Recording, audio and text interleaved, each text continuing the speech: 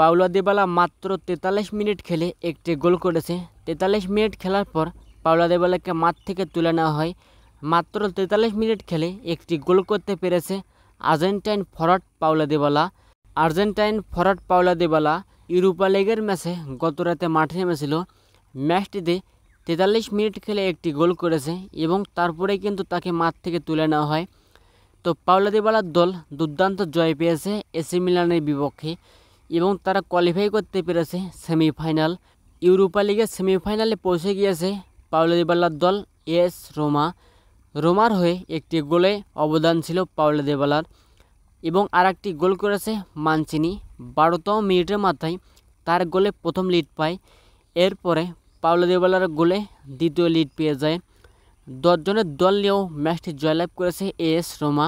31তম মিনিটে S রোমার defender সেলিককে লাল card দেখায় এবং তাতেই পরিণত হয় 10 জনের দলে। এস রোমা মাত্র 31তম মিনিটে 10 জনের দলে পরিণত হয় এবং পুরো ম্যাচ জুড়ে 10 জনেই খেলে গিয়েছেন এবং 10 জন নিয়ে ম্যাচটি জয়লাভ করেছে AS Roma. AS Roma AC মিলানকে 2-1 গোলে পরাজিত করেছে এবং এই জয়ের মধ্য দিয়ে ইউরোপা লিগের সেমিফাইনাল কোয়ালিফাই করতে পেরেছে। তো এই ছিল আজকের বিস্তারিত ভিডিও।